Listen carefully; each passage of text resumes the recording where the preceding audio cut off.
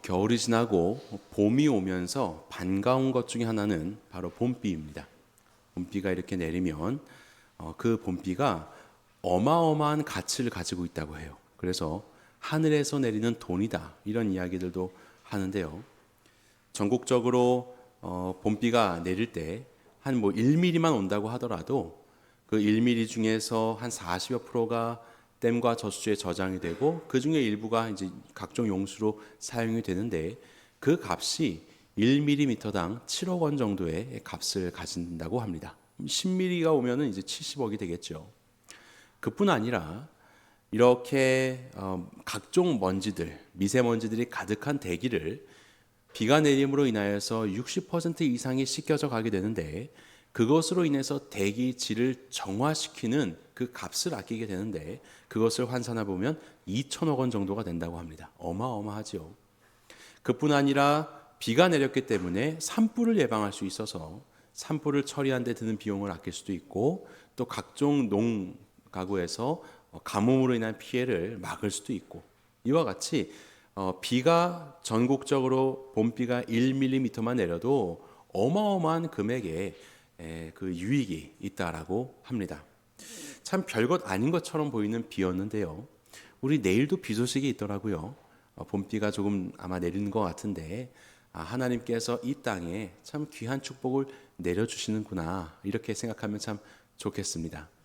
아무리 작은 것이어도 그것이 가지고 있는 영향력은, 그 가치는 참으로 우리가 상상할 수 없는 그러한 가치를 가졌다. 이것을 우리는 은혜라고 볼 수 있을 것입니다. 오늘 본문을 보면 일곱 일꾼 중에 하나인 스데반이 하나님의 말씀을 증거하다가 헬라파 유대인들, 자유민이라고 되어 있는데 아마 로마에 끌려갔다가 포로가 되었다가 풀려난 사람들인 것 같습니다. 헬라파 유대인들과 충돌하게 되면서 그가 산헤드린 공회 앞에 서게 됩니다. 그리고 산헤드린 공회에 신문을 받으며 심지어는 거짓 증인들이 등장하기도 하고 결국 순교에 이르게 되거든요.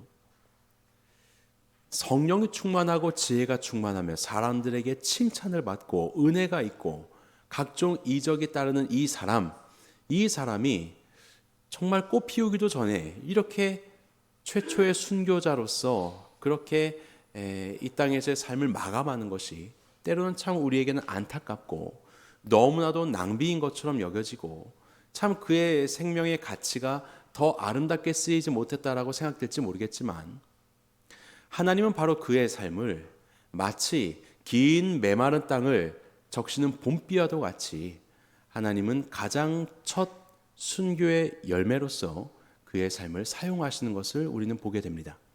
오늘 본문 말씀을 살펴보면서 하나님께서 스데반에게 주셨던 말씀들과 그의 삶이 어땠는지를 보고 우리의 삶을 다시 한번 점검하는 시간이 되었으면 좋겠습니다. 자, 설교 노트에 보시면요, 어둠의 땅에서라고 적어두었습니다. 어둠의 땅에서. 스데반이 7장 전체에 걸쳐서 설교를 하는데 크게 네 시대로 구분하여서 설교를 하고 있습니다. 첫 번째가 메소보다미아, 이 성경의 표기로 메소보다미아입니다. 메소보다미아는 당시에 달신을 섬기고 각종 우상 숭배를 하는 그런 나라였지요. 그런 지역에서 하나님은 아브라함을 부르십니다. 그리고 그로 가나안 땅을 약속하시죠. 바로 놀라운 것입니다. 하나님이 가나안 땅이나 예루살렘, 이스라엘에만 계시지 않고 메소보다미아에 있는 아브라함을 부르실 정도로 하나님은 거기에 계신 하나님이었다는 것을 말해주고 있는 거예요. 그러면서 어떻게 합니까?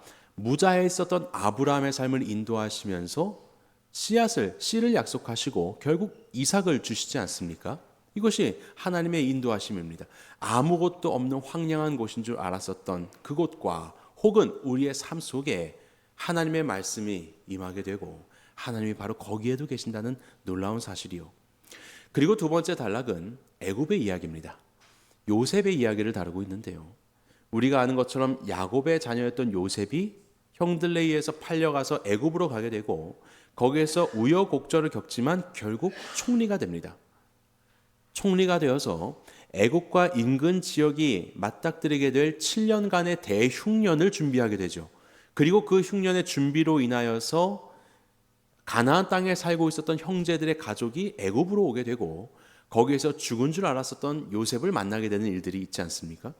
그리고 결국 애굽 땅에서 430여 년을 살게 되면서 그곳에서 말 그대로 생육하고 번성하게 됩니다.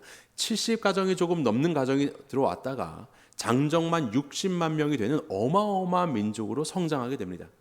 어디에서요? 애굽에서요. 이스라엘 땅이 아니에요. 바로 그 애굽에서 하나님은 그곳은 태양신을 섬기고 바로 왕과 각종 우상 숭배가 있는 그러한 별 볼일 없는 이방 땅이라고 영적인 황야와도 같다고 생각했겠지만 하나님은 오히려 거기에서 함께 하시고 이 애굽을 요람되게 하셔서 이스라엘 백성들이 생육하고 번성케 하셨습니다. 세 번째로 등장하는 곳은 광야입니다. 모세의 이야기입니다. 하나님이 미디안 광야에 있었던 모세를 불타는 떨기나무 가운데 이제 부르시죠. 나무는 타지 않고 그러면서 이런 말씀하십니다. 내가 선 곳은 거룩한 땅이니 내 신을 벗어라.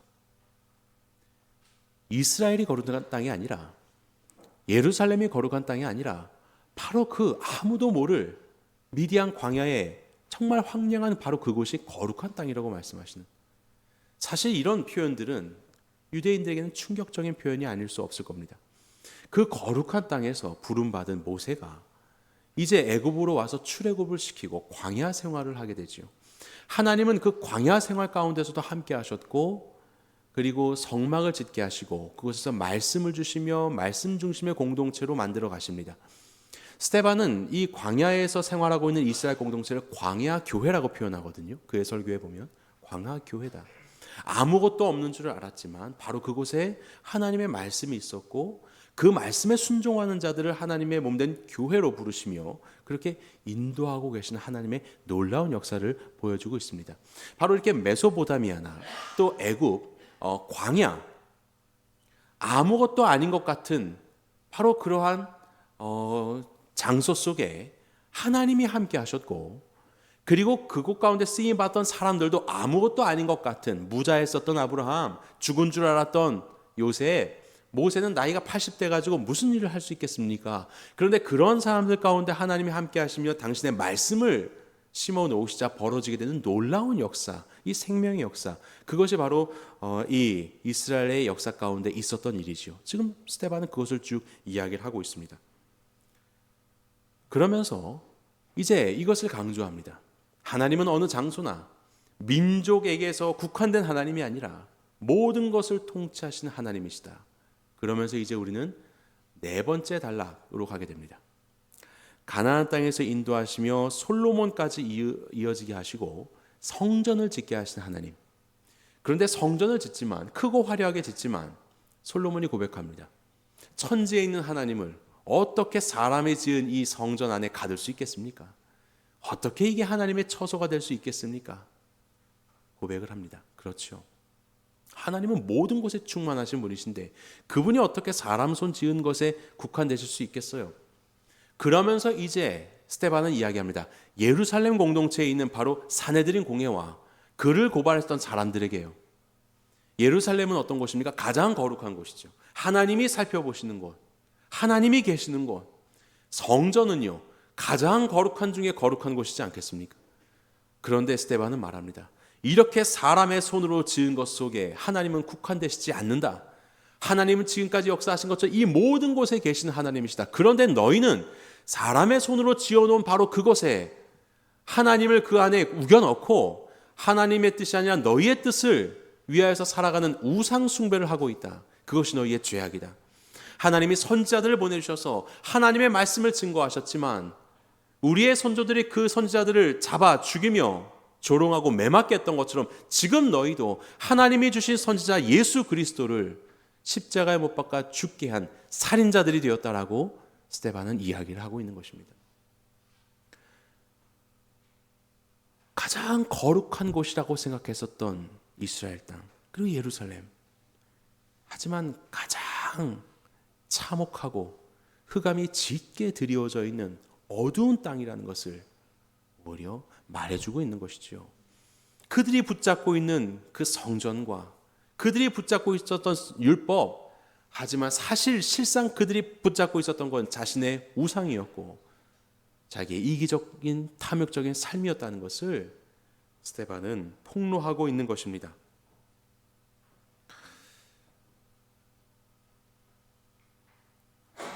하나님께서 이스라엘 백성들을 가나안 땅으로 인도하기 전에 모세를 통하여서 그런 이야기를 하십니다. 너희가 가나안 땅으로 들어가게 되면 거기에 산이 있는데 두 산이 있을 것이야. 하나는 그리심, 하나는 에발산입니다. 그래서 여러저런 말씀을 하시면서 그리심 산에서는 6개의 지파가 올라서 축복을 선포하고 에발산에는 6개의 지파가 올라서 저주를 선포하는 이제 그런 산이었습니다.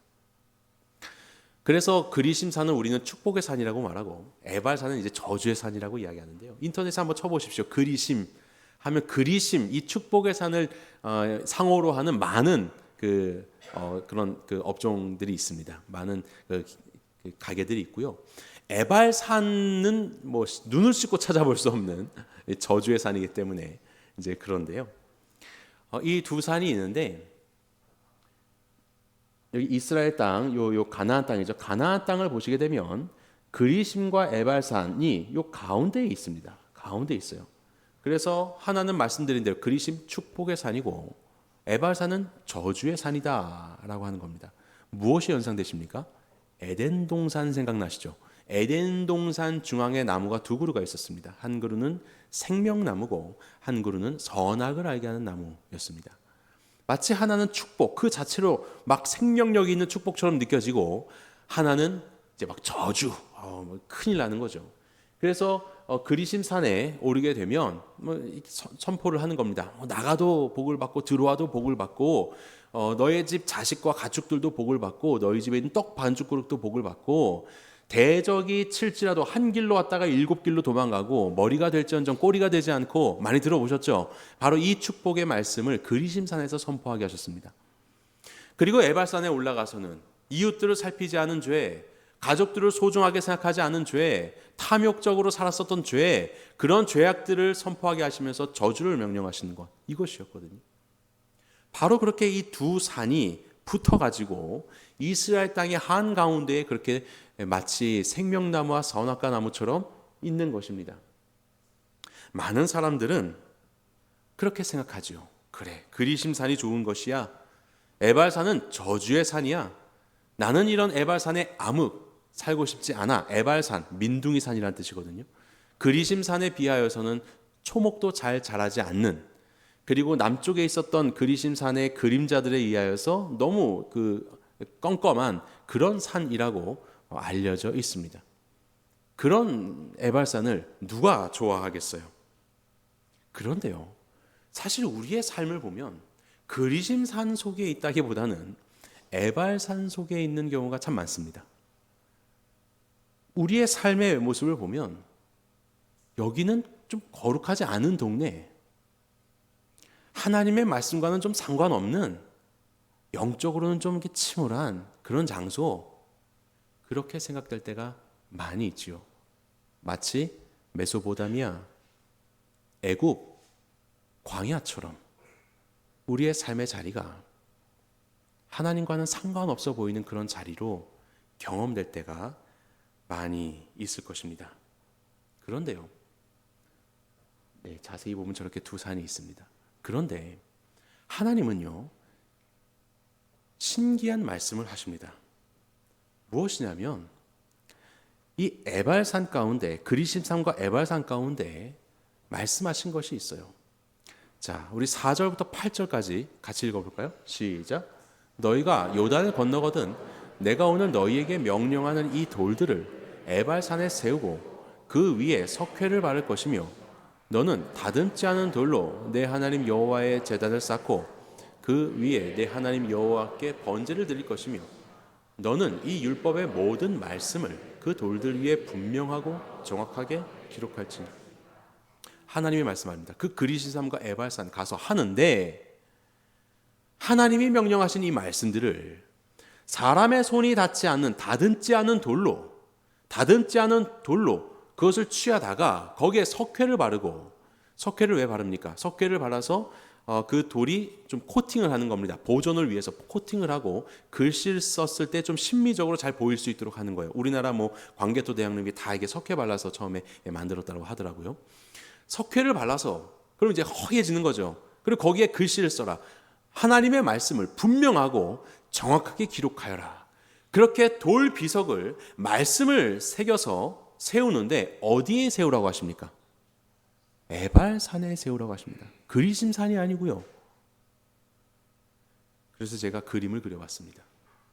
에발산과 그리심산이 있는데 에발산은 캄캄하고 뭐 수풀도 잘 안 자라고 이런 어두운 우리가 봤을 때 저주받은 땅이라고 이야기하는데 바로 거기에 돌을 가져다가 깨끗하게 석회를 발라서 말씀을 기록하고 세워놓는 것 아마 이런 모양이겠지요.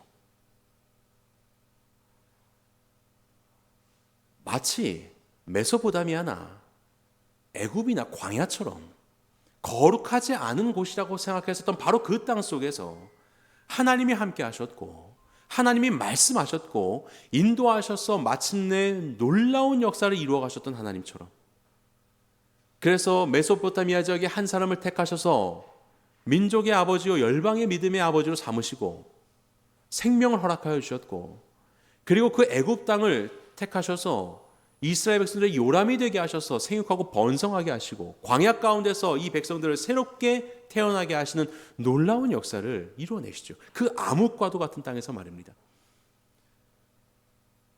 이것은 우리의 삶도 마찬가지일 겁니다. 이 어두운 세상 속에서 사실 이 에발산이라는 바로 그 저주를 받은 산, 이 암흑의 산은 이 산이 저주를 받은 것이 아니라 하나님의 말씀과 상관없이 살았던 저와 여러분의 삶 아니겠습니까? 아무리 그리심산 좋다고 쫓아다녀도 우리는 하나님의 말씀을 어기면서 살았었던 연약한 자들 아닙니까? 우리는 심판받고 죽어야 될 존재 아니겠습니까? 바로 그러한 존재인 우리의 삶 속에 하나님께서 말씀의 비석을 세워놓으신 것, 이게 은혜이죠. 에발산에 있는 은혜이죠. 건강한 자에게는 의원이 있을 때 없지만 병든 자에게는 의원이 있을 때 있다. 나 같은 존재, 이것이 바로 주님께서 우리에게 허락하신 귀한 은혜입니다. 그러면서 오늘 본문에 이렇게 하나님의 말씀이 그 어둠 속에서 빛나게 되는 거죠. 오늘 본문 15절 말씀 같이 읽어보겠습니다. 시작. 공회 중에 앉은 사람들이 다 스데반을 주목하여 보니 그 얼굴이 천사의 얼굴과 같더라. 자, 여기 한번 보세요. 이 공회라고 가장 거룩한 곳 사내들인 공회, 하지만 가장 칠흑같이 어두운 곳, 그것이 바로 예루살렘이었고 사내들인 공회였습니다. 그 어두운 곳 속에서 천사의 얼굴과 같이 빛나고 있는 존재가 있는데 그가 바로 스데반입니다. 마치 저주를 받은 산 에발산에 하나님께서 비석을 세워두시고 그리고 거기에 하나님의 말씀을 분명하게 기록하여서 석회를 발라 빛나게 하셨던 것처럼 그 어두운 무리들 속에서 하나님은 스데반이라고 하는 말씀의 비석을 세워놓으시고 바로 그곳에서 말씀의 빛을 발하게 하고 계시는 것이에요. 은혜이죠. 이것이 은혜입니다. 그의 얼굴이 천사의 얼굴과 같다고 이야기하였습니다. 이게 어떻게 생겼다는 겁니까? 빛난다는 거죠.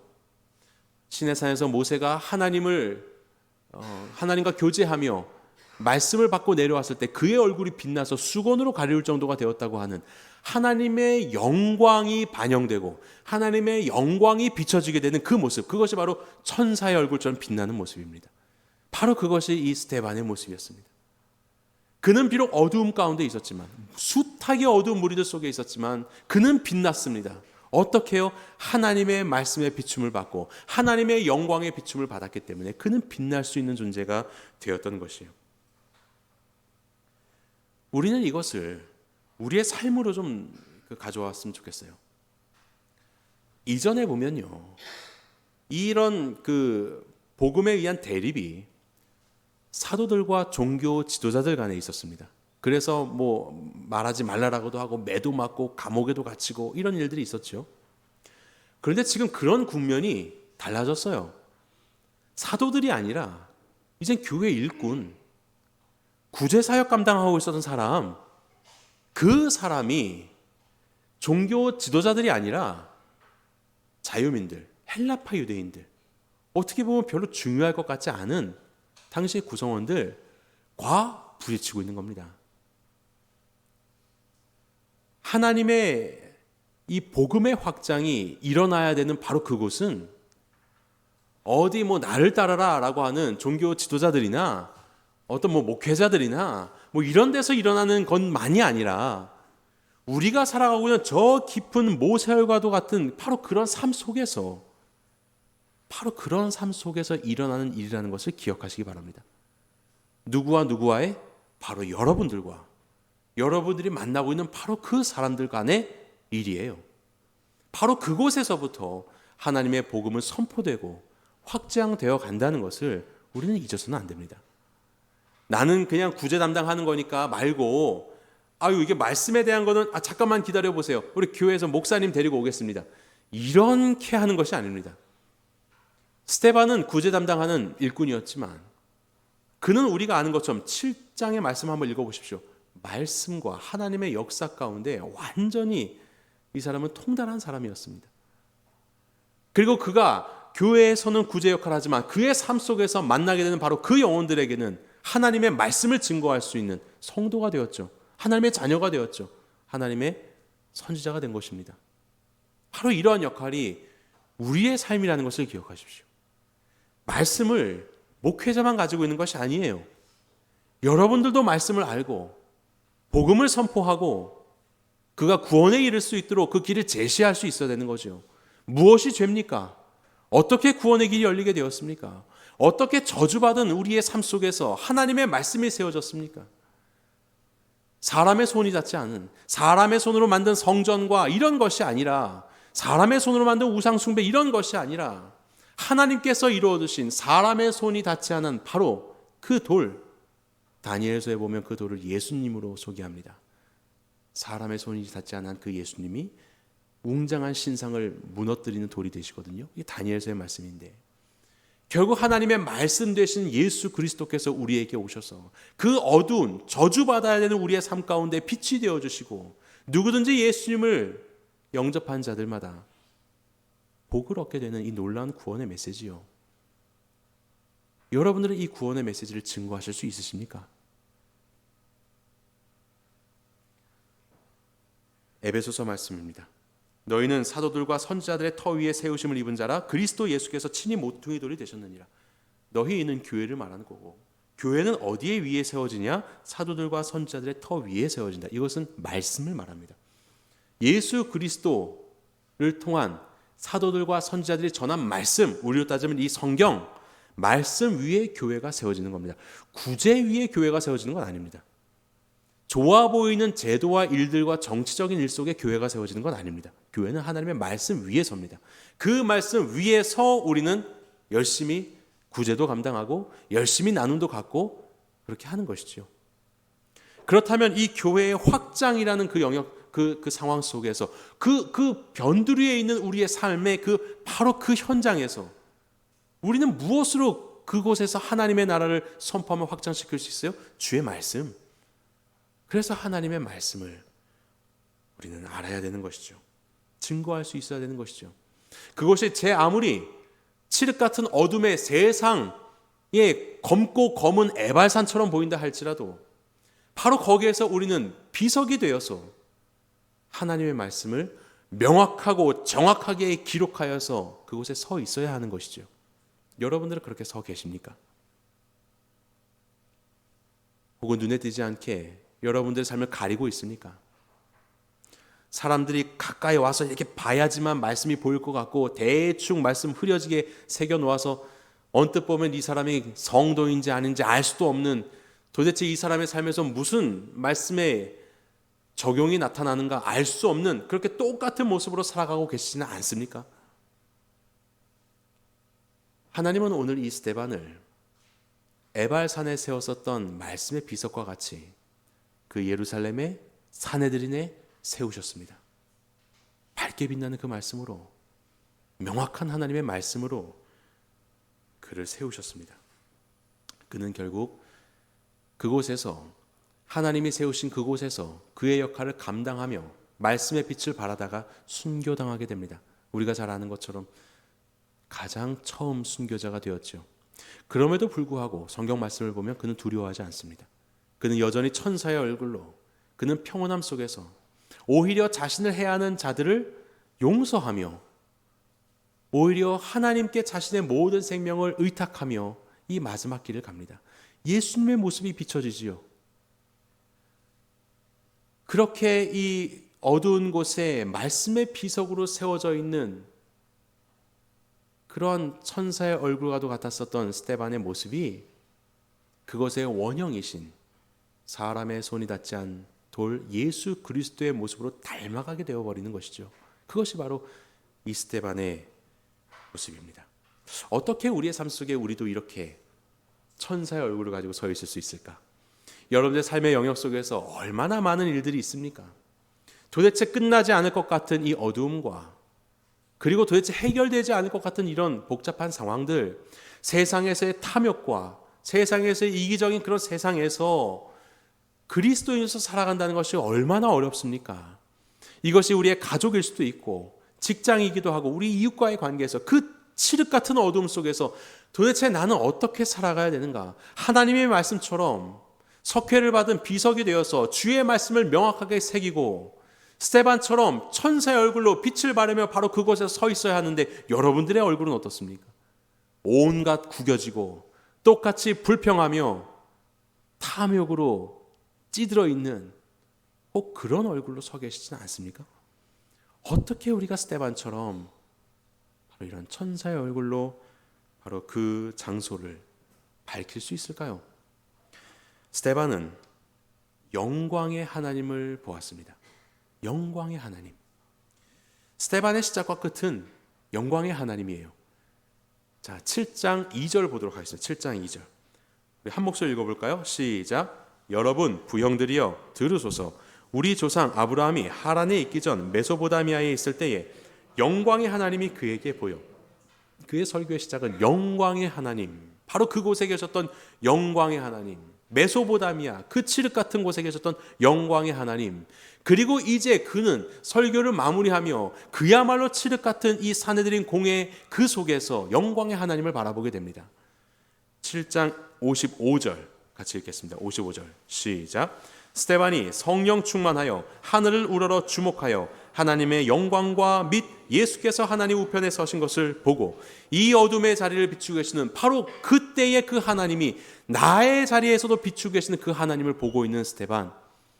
그리고 그는 그 영광의 하나님을 보았기 때문에 기꺼이 그의 삶을 천사의 얼굴로서 말씀을 증거하며 마감하는 일에 두려움 없이 임할 수 있게 된 것입니다. 그의 귀는 하나님의 말씀에 집중하였지요. 그의 삶을 구원하셨던 하나님, 저주를 받아야 하는 심판을 받아야 하는 그의 삶을 구원하셨던 하나님의 말씀, 그렇게 나의 삶 가운데 비춤이 되신 영광의 하나님 그 은혜를 에바의 삶과도 같았었던 자신의 삶 가운데 임하신 그 주님의 놀라우신 은혜를 그는 기억하였을 것입니다. 그 말씀을 기억하였을 것입니다. 그리고 그 말씀의 비춤을 받으며 그는 그 말씀을 증거하고 있는 것이죠. 다른 사람들은요, 57절 보시면 이들은 귀를 막고 소리를 지른다고 했습니다. 귀를 막고 소리 지르면 누구 소리밖에 안 들립니까? 내 소리밖에 안 들려요. 듣기 싫다는 거죠. 신성모독이라는 거죠.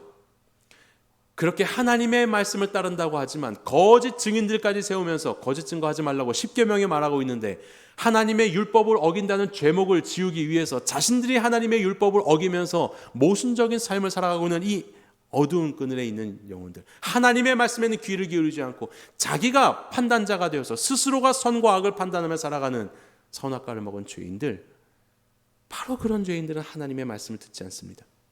내 소리에만 귀를 기울이죠. 하지만 스데반은 하나님의 말씀에 귀를 기울이고 그의 삶에, 그의 역사 가운데, 그의 조상들의 삶 가운데 함께 하셨던 하나님의 놀라운 구속의 역사, 그 말씀을 마음에 새긴 자가 되었습니다.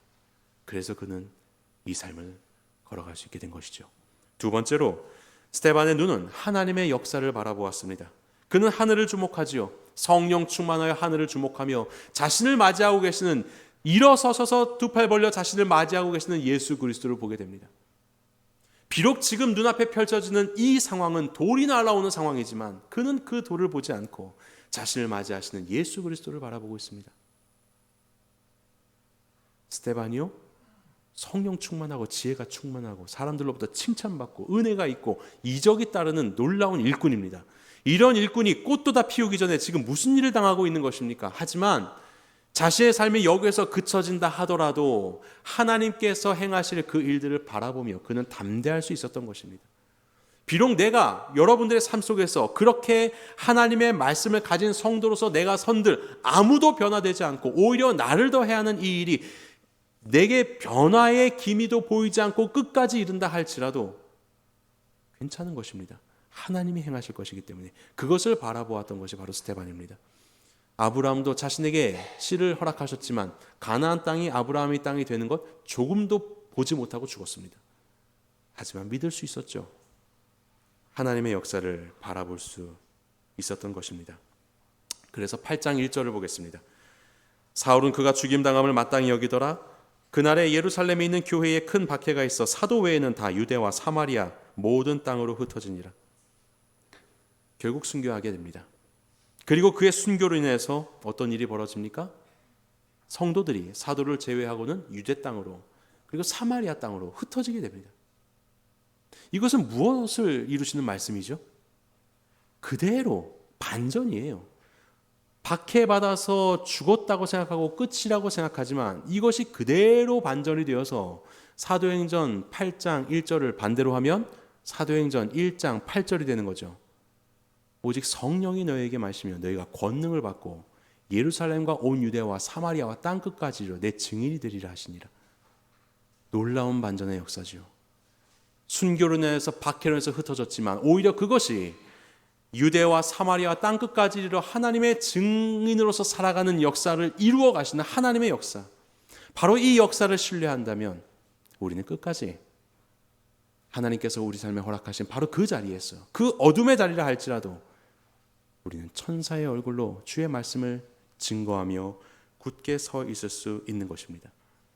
이것이 바로 긴 겨울을 지나고 봄이 되어 첫 봄비로써 내린 스데반의 삶의 놀라운 영향력입니다. 유대와 사마리아 모든 땅으로 흩어진 그리고 여기에 모든 땅에는 우리들의 삶도 포함되어 있습니다. 하나님은 우리의 삶의 바로 그 영역 속에서 우리가 천사의 얼굴로 서 있기를 원하십니다. 그 영역이 아무리 어두워도 아무리 힘들어도 하나님의 말씀을 마음에 품고 하나님의 말씀을 보이며 빛나는 존재로서 바로 그곳에서 성도의 빛을 발하기를 원하십니다.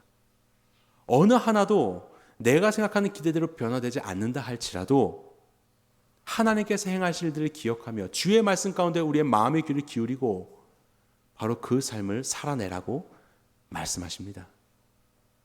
여러분들 삶의 바로 그 자리에서 하나님의 말씀으로 구원을 받은 자로서 천사의 얼굴로 서 계시기 바랍니다. 여러분들이 바로 그 말씀의 비석이 되시기 바랍니다. 그렇게 에발산 가운데 있었던 그 저주에 하나님께서 베풀기를 원하시는 은혜의 복음을 증거하시는 모든 새누리 성도님들 되시기를 주님의 이름으로 간절히 축원합니다.